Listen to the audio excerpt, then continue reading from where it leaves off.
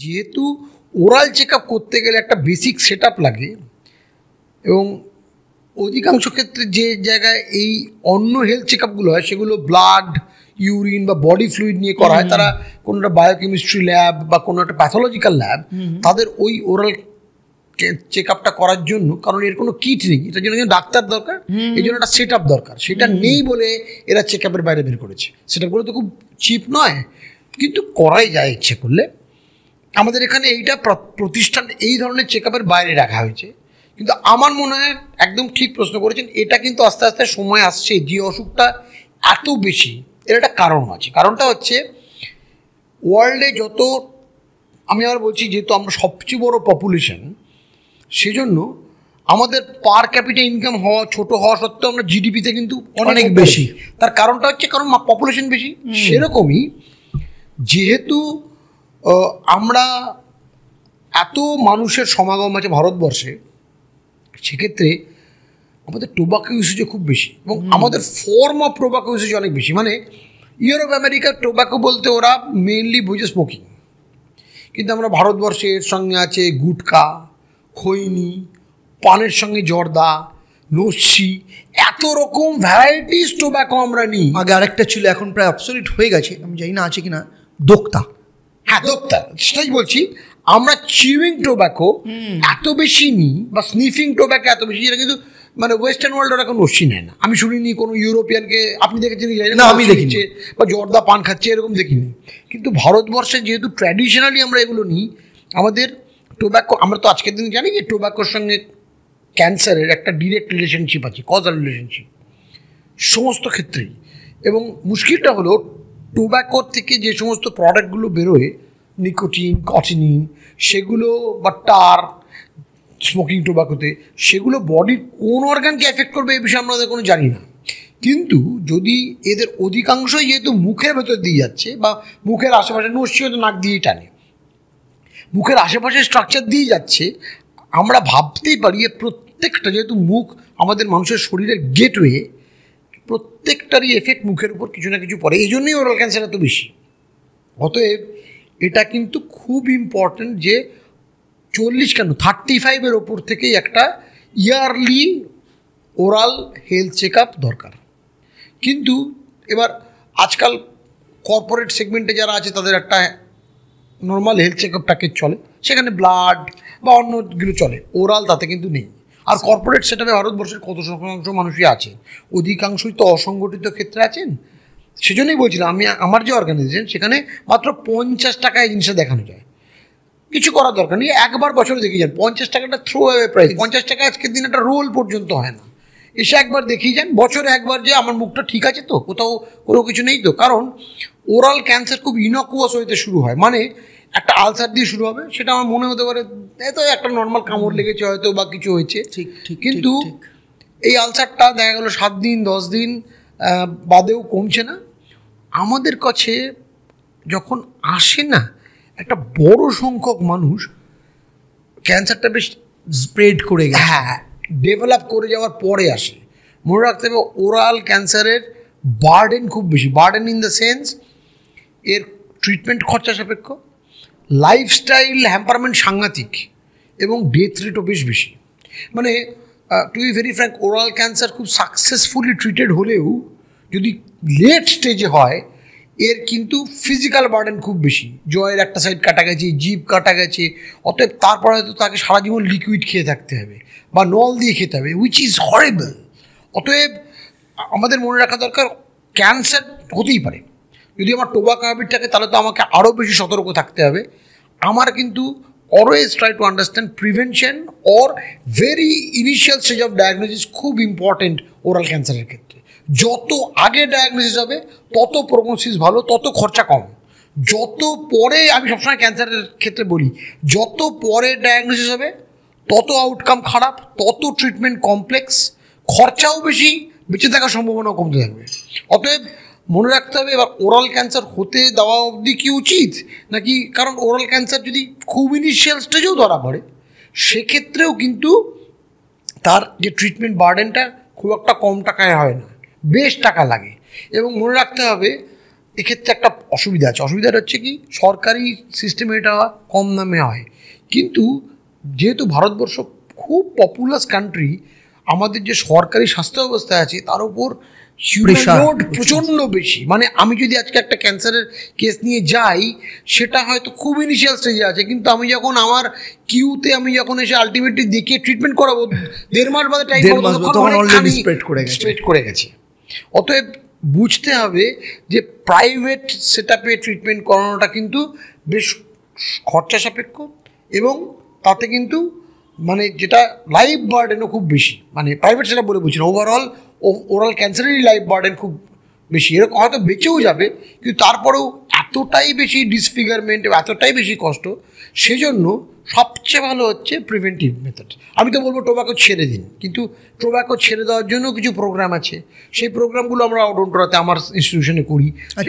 সেগুলো তার মধ্যে অধিকাংশই হয়তো সাইকোলজি কাউন্সেলিং, এবং we help them to come out of this tobacco. কিন্তু খুব ইম্পর্টেন্ট, আর বলছি, ট্রিটমেন্ট করাতে যে বিশাল টাকা লাগে সেটা পরের কথা, ছেড়ে দিন। ট্রিটমেন্টটা স্ক্রিনিংয়ের জন্য আমাদের ইনস্টিটিউশনে মাত্র 50 টাকায় দেখানো যায়, which is a throw away price. বছরে একবার দেখি যায়, বছরে একবার ইজ এনাফ। বা আপনার একটা আলসার যদি হয়ে থাকে, প্রথম 4-5 দিন 6 দিন ওয়েট করুন, টপিক্যাল অ্যাপ্লিকেশন একটা পাড়ার দোকান থেকে কিছু একটা জেল দিল লাগালেন, 5-6 দিন হয়ে গেলেই সন্দেহ করুন, আসুন একবার দেখেন, দেখেই চলে যান। আমরা লুকস দেখলে বুঝতে পারি যে এটা কীরকম, এটা কি ক্যান্সারের দিকে যেতে পারে, অথবা রেফারেলও হয়ে যাবে। যে কোনো একটা কিছু খুব তাড়াতাড়ি করা যেতে পারে। মানে মোটামুটি শিওর হয়ে যাওয়া যে আমি কোথায় আছি। অ্যাবসলিউটলি। এই জায়গায় এরকম যদি হয় যে না ওটা ক্যান্সারাস আলসার নয়, আমরা দেখে বলে দেবো, আপনি জেনে যাবেন যে না এটা ক্যান্সার, এটাই এনাফ, ঠিক আছে। কিন্তু যদি হয়েই থাকে, এটা as early as possible diagnosis করলে তার আউটকাম অনেক বেটার হবে। আমি একজনকে জানি, মানে সে সারাদিনে এত গুটখা খায়, মানে ধরুন আপনার সাথে আমি মানে এই কথা বলতে বলতে হতে হয়ে গেল 5-7 প্যাকেট খেয়ে নিল। অদ্ভুতভাবে এমন একটা মেকানিজম ডেভেলপ করেছে, মানে গুটখাটা কোনো একটা জায়গায় রেখে দিচ্ছে, সে ধরুন চা খাচ্ছে, জল খাচ্ছে, খাবার খাচ্ছে, ওটা রেখে দিয়ে পাশ দিয়ে খেয়ে নিচ্ছে। এবং দিনের শেষে রাত্রিবেলা যখন যায় আমাকে বলেছে যে ছাড়, ওসব কিছু হবে না, আমি অ্যালকালাইন ওয়াটার দিয়ে আমি মাউথ ওয়াশ করি, অনেক কিছু করি, সমস্ত কিছু। এটা ধরুন আমি ওকে জানি বলে আমি করি, এরকম তো অনেকের এই হ্যাবিটটা রয়েছে। তো এই সব ক্ষেত্রে চান্সেস কতটা পরিমাণে থাকে ওরাল ক্যান্সারের? আচ্ছা, প্রথমে বলি, গুটকা যে জিনিসটা, তার মধ্যে স্লেকলাইম থাকে, তো ম্যাগনেসিয়াম প্রোডাক্টস থাকে। এটা সাংঘাতিক খারাপ। কেন সাংঘাতিক খারাপ বলছি? এই কারণে, এর দুটো ফেজ অফ ডিজিজ হতে পারে। একটা হলো তো ক্যান্সার তো হতে পারে, এর আগের একটা ফেজ আছে, যেটা প্রি ক্যান্সার লিশন, যেটা নিয়ে আমি এই একটা অসুখ যার পেশেন্ট এলে আমি হাত তুলে দিই। আচ্ছা, অসুখটার নাম হচ্ছে ওরাল সাবমিউকাস ফাইব্রোসিস। আমাদের ডাক্তারি পরিভাষায় আমরা শর্ট করে বলি OSMF। আচ্ছা, ওরাল সাবমিউকাস ফাইব্রোসিস, যারা গুটকা খান একটু রিলেট করতে পারবেন। অত্যন্ত খারাপ একটা অসুখ। It's a complete life devastating disorder. অসুখটা শুরু হয় কীভাবে? অসুখটা শুরু হয় হচ্ছে আপনার মুখের ভেতরে এই গুটকাটা খাওয়ার সঙ্গে সঙ্গে আস্তে আস্তে সাদা হতে শুরু করলো, গালটা ছালা উঠে যাওয়া একটুখানি, প্রথম এরকম হলো, সাদা হতে শুরু করলো, এবং আপনি যদি হাত দিয়ে গালটার ভিতরে দেখেন জায়গাটা শক্ত হতে শুরু করেছে। এর পরের ফেজটা হচ্ছে জ্বালা করছে। আপনি তো খাবার দাবার খাচ্ছেন, জ্বালা করছে, ধরে যান গুটকা খাই জ্বালা করবে। এর পরের ফেজটা হচ্ছে আস্তে আস্তে মুখটা খোলাটা বন্ধ হয়ে যাবে, মুখটা খুলতে হবে। আমার কাছে এরকম পেশেন্ট আছে, 1 ফিঙ্গার ওপেন, একটা ফিঙ্গার, সে আর লিকুইড ছাড়া কিছু খেতে পারছে না। এবং যেহেতু ওরাল সাবমিউকাস ফাইব্রোসিসে আমি বলি, মুখের যে আমাদের যে এই সমস্ত স্কিন, মিউকোসা, গালের এই ভেতরে একটা প্রোটিন থাকে, তার নাম হচ্ছে কোলাজেন। যে কোলাজেন আমরা শুনে থাকবো, কোলাজেনটা দিয়ে এই ম্যাট্রিক্সটা কম্পোনেন্টটা হয় কানেকটিভ টিস্যুর। এই কোলাজেনটা কমপ্লিটলি ডিফারেন্ট টাইপ হয়ে যায়, ফ্র্যাজাইল এজেড কোলাজেন, যার টার্নওভার রেট কমে যায়, এইরকম কোলাজেন হয়ে যায়। এইবার মুশকিল হলে ট্রিটমেন্ট তো অত্যন্ত ঝামেলার ট্রিটমেন্ট অধিকাংশ সময় রিফ্র্যাক্টরি, ট্রিটমেন্টে কাজ হয় না। ইভেন সার্জারি আছে, সার্জারি করার পরেও 3 মাস, 4 মাস, 6 মাস হয়ে আবার, যেহেতু কোলাজেনের টাইপটাই চেঞ্জ হয়ে যায়, আবার রিকার করে, আবার বেসিক স্ট্রাকচারটাই তো চেঞ্জ হয়ে গেছে। এইবার এই যে লাইফটা শুরু হলো, তখন কিন্তু আর জিনিসটাকে রিভার্ট করার উপায় নেই। এই গুটকার ব্যাপারে আমি একটা বলছি, গুটকা শুধু নয়, প্লেন পান মশলাও তাতে টোব্যাকো নেই, এর এন্ড রেজাল্ট কিন্তু এটাই, ওরাল সাবমিউকাস ফাইব্রোসিস। এটা একটা প্রি ক্যান্সারাস লিজেন, বা এটার পরে ক্যান্সার হয়। অনেক কাজে ডিরেক্টলি ক্যান্সার হয়, যা হয়তো সে ওএসএমএফ ফেসটা কমপ্লিটলি ইগনোরই করে গেছে, কারণ মুখটা বন্ধ হয়নি। কিন্তু মুখটা বন্ধ হওয়ার এই একটি অসুখ এলে আমরা ডাক্তাররা খুব ভয় পাই, কারণ ওরাল সাবমিউকাস ফাইব্রোসিসের কোনো ডেফিনিটিভ ট্রিটমেন্ট এখনও কিন্তু নেই। বিভিন্ন রকম থেরাপিউটিক ট্রায়ালস আছে, ইন্টারলিউশনাল ইঞ্জেকশন, সেটা অত্যন্ত কষ্টকর এবং তার ট্রিটমেন্টের সাকসেস রেট একদম প্রেডিক্টেবল নয়। এখান থেকে কি হবে কি হবে না, ঠিক হবে কি না, আমরা কেউ জানি না।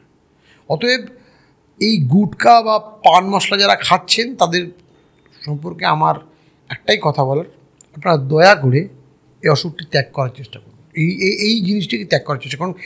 এই জিনিসটা কিন্তু একটা সোশ্যাল মেনেস। আমি খুব একটা কথা বলছি, সেটা যে মহারাষ্ট্রে কিন্তু গুটকা খাওয়া ব্যান হয়ে গেছে, হ্যাঁ, কমপ্লিটলি ব্যান। এবং সত্যি বলছি, দোকানে গুটকা রাখেও না, কারণ মাঝে মাঝেই দোকানে পুলিশ রেড করে, তারা গুটকা পেলে কিন্তু দোকানটা বন্ধ করে চলে যাবে। অতএব ওরা মহারাষ্ট্রে কিন্তু গুটকা পাবো না। আমি জানি না আমাদের স্টেট কোনোদিন গুটকা ফ্রি করা যাবে কি না, কিন্তু এটা কিন্তু একটা সোশ্যাল মেনেস। কারণ এর সোশ্যাল বার্ডেন খুব সাংঘাতিক। যে খাচ্ছে তার প্রবলেম, যেখানে সেখানে মানুষ। আপনি জেনে থাকবেন যে হাওড়া ব্রিজের স্ট্রাকচারে এত গুটকা এক্স্যাক্টলি ফেলেছিল, এবং এই যে বলছেন না অ্যালকালাইন ওয়াটার দিয়ে, তার মানে এটাকে কাউন্টার করার জন্য এটার মধ্যে এমন অ্যাসিডিক সাবস্টেন্স আছে, ব্রিজের স্ট্রাকচারকে উইক করে দিয়েছে। অতএব গুটকা আমাদের, এবং আমি যে ইউজ করছে সে এবং তার আশেপাশের পরিবেশকেও সম্পূর্ণ নষ্ট করছে। এটা কিন্তু একটা সোশ্যাল মেনেস। আপনি মহারাষ্ট্র নিয়ে বললেন, খুব মজার একটা ঘটনা আছে। মহারাষ্ট্র আর মানে গুজরাট পাশাপাশি তো। মহারাষ্ট্রে গুটকা ব্যান্ড, গুজরাটে লিকার ব্যান্ড।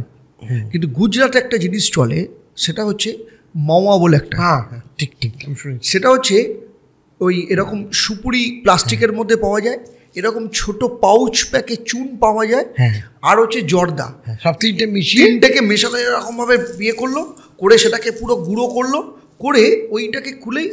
এবং এইটা গুজরাতিদের মধ্যে আমি দেখেছি, মানে একদম লেবার থেকে শুরু করে কোম্পানির এমডি প্রত্যেকেই এটা।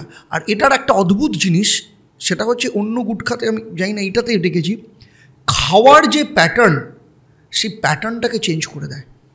মানে আপনার খিদে পাবে না, আপনি ওটা খেয়ে অনেকক্ষণ ধরে থাকতে পারবেন, কোনো রকম ইয়ে না।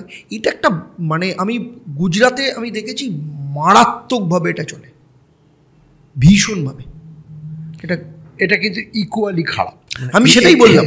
কারণ ওই যে চুন এবং টোব্যাকো, তার সঙ্গে এই যে সুপুরি, এর যে এক্সট্রাক্টটা, এই যে কম্বিনেশনটা, এটা সাংঘাতিক খারাপ একটা কম্বিনেশন।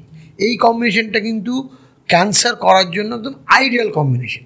সেম প্রবলেম খৈনিতে চুন মেশানো হয় এবং জিনিসটাকে মিক্স করে। স্পেসিফিক্যালি আমি দেখেছি, যে খৈনি খায় সে একই জায়গাতে খৈনিটা দিনের পর দিন রাখে, সে স্পেসও খুব একটা চেঞ্জ করে না। যদি না সে জায়গাটা সাংঘাতিক মানে কোনো ঘাটা হয়ে গিয়ে থাকে, তখন সে ভয় পেয়ে অন্য জায়গায় নিয়ে যায়। এটা কিন্তু সাংঘাতিক, একই জায়গায় মানে বেশ কিছুক্ষণ ধরে টোব্যাকো দিনে বেশ কয়েকবার থাকছে। এগুলো কিন্তু একদম পোটেনশিয়াল স্পেস ফর এবং ওরাল ক্যান্সার। যারা খৈনি খায় তাদের ঠোঁটটাও কিরকম কালো স্পট হয়ে যায়। হ্যাঁ, এবং না আমার কাছে তো মানে খৈনি খাওয়ার জন্য আমার কাছে বেশ কিছু পেশেন্ট আছে, তাদের দেখেই বুঝি যে নিচের সামনে 4টে দাঁত চলে গেছে, সমস্ত বোন, ওপরের মিউকোসা, ভিতরে যে হাড় সব খেয়ে দিয়েছে, দাঁতগুলো নড়ে সব পড়ে গেছে, তারপর সে খৈনি খেয়ে যাচ্ছে। বারবার বলছি, ওরাল ক্যান্সারের social burden, personal burden, psychological burden এবং ফিনান্সিয়াল বার্ডেন হিউজ। যার হয়েছে সে বোঝে। এমনকি এখন আপনি যদি মাল্টিপ্লেক্সে সিনেমা দেখতে, এক্স্যাক্টলি আমি বলতে যাচ্ছিলাম, সিনেমার আগে দেখানো মানে আপনি সোশ্যাল বার্ডেনের কথা বলছেন একটা মানুষের হওয়া, আর আপনি সিনেমা দেখতে গিয়ে ওইটুকু সময় নেওয়া যায় না। হ্যাঁ, মানে এইটা গভর্নমেন্ট অফ ইন্ডিয়া করতে বাধ্য হয়েছে। যেরকম আমাদের ন্যাশনাল অ্যানথেম বাজে, সেরকম ওটা করতে বাধ্য হয়েছে, যে মানুষ এত বলার পরও, কারণ এই বার্ডেনটা আলটিমেটলি গভর্নমেন্ট সেটাপে পড়ছে। গভর্নমেন্ট হসপিটালে দিনের পর দিন ওরাল ক্যান্সারের পেশেন্টের লোড বাড়ছে, এবং আমাদের স্বাস্থ্য অবস্থা যেটা মানে এই জিনিসের ট্রিটমেন্টটা শুধু খরচা সাপেক্ষ তাই নয়, এই জিনিসের যদি এত লোড থাকে, সারাদিনে আমি একটা রেডিওথেরাপি মেশিন ইউজ করব বা ডাক্তার রিক্রুটমেন্ট করাও তো মুশকিল। ঠিক, এর জন্য স্পেশালাইজ সার্জারি দরকার, রেডিওথেরাপি দরকার, কেমোথেরাপি দরকার। তার একটা বিশাল বড় ফিনান্সিয়াল লোড যাচ্ছে শুধুমাত্র মানুষের অ্যাবিউজিভ নেচারের জন্য। এটা তো একটা এই স্টিগমা। কিন্তু যেহেতু এখন এই জিনিস তো আগেও হয়েছে, কিন্তু আগে তো ট্রিটমেন্ট অ্যাভেলেবেল ছিল না, লোকে মারা যেত এবং সেটা খুব খুব কষ্টকর। মানে আমি কিছু ওরাল ক্যান্সারের ইন স্টেজ দেখেছি, সেটা চোখে দেখা যায় না, এতটাই অবর্ণনীয় অবস্থা। অতএব আমি সবাইকে রিকোয়েস্ট করব, এই পডকাস্ট যারা শুনবেন তাদের আমি রিকোয়েস্ট করব, আপনার যদি টোব্যাকো হ্যাবিটস থাকেন তাহলে ওরাল চেক আপ করান, এবং টোব্যাকো হ্যাবিটস ছাড়ার জন্য কিচ্ছু লাগে না, সেলফ ডিটারমিনেশন, উইল পাওয়ার চাই। আমরা মানুষ এত কিছু করতে পারি, এটা নিশ্চয়ই করতে পারি। আমি এটা ইউজ করব না। আমরা কারোর সঙ্গে ঝগড়াঝাটির সঙ্গে কথা বলবো না বলে সারা জীবন কথা বলে না থাকতে পারি। মনে করি আমার সঙ্গে টোব্যাকোর ঝগড়া হয়েছে, আর ওর সঙ্গে কোনোদিন দেখা করবো না। এই উইল পাওয়ারটার দরকার। আমি জানি প্রথম দিন, দ্বিতীয় দিন, 15 দিন, 1 মাস কষ্ট হবে। বডি থেকে এই নিকোটিন লেভেলটা যেই ডাউন হয়ে যাবে, ব্রেন কিন্তু এই জিনিসটাকে নিতে পারবে না।